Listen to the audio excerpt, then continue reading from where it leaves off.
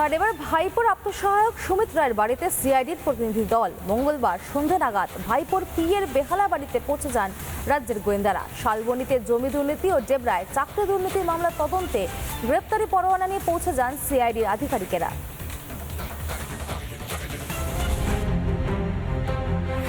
আটেরে canal road.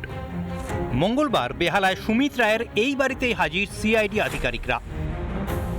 Salboni থানার জমি অধিগ্রহণের যেই কেস, সেই কেসে ইতিমধ্যেই সুমিত রায়ের যে আগাম জামিনের আবেদন তা খারিজ করেছে কলকাতা হাইকোর্ট এবং তারপরেই সে মামলা গেছে সিআইডির হাতে এবং তাতেই এবার জারি হলো ওয়ারেন্ট।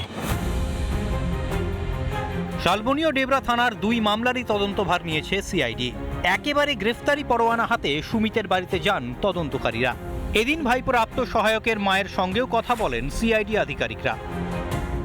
সিআইডি আধিকারিকরা তারা সুমিত রায়ের যেখানে বাড়ি রয়েছে, বেহালায় বাড়ি, সেখানে এসে উপস্থিত হন এবং যেহেতু অ্যারেস্ট ওয়ারেন্ট জারি করা হয়েছে, ফলতভাবে সুমিত রায় তিনি বাড়ির ভেতরে রয়েছেন কিনা তার মায়ের সঙ্গে কথা বলে বাড়ির ভেতরে সিআইডির যারা আধিকারিকরা ছিলেন তারা ভেতরে প্রবেশ করেন। দীর্ঘদিন ধরেই বেপাত্তা অভিষেক বন্দ্যোপাধ্যায়ের পিএ। হদিশ না পেয়ে এক পর্যায়ে তাঁর বিরুদ্ধে লুকআউট নোটিশ জারি করা হয়। জানি না কোথায় আছেন, ওনারা তো অনেক জায়গায় থাকেন। আগে আরেকজন কোথায় একটা ওয়েস্ট ইন্ডিজ না কোন জায়গায় একটা আইল্যান্ডে তোমার নাকি আমি নামটাও ঠিক মতো বলতে পারছি না, ভানুপ্রাণ, সেখানে চলে গিয়েছিলেন। এখানেও গেছেন। দেখুন কেমেন আইল্যান্ড ফাইল্যান্ড, ভার্জিন আইল্যান্ডস, অনেক রকম আইল্যান্ডস আছে যেগুলো যাওয়া যায়। কোথা থেকে মানে তো গেছেন, এখন ভ্রমণ করতে গেছেন হয়তো।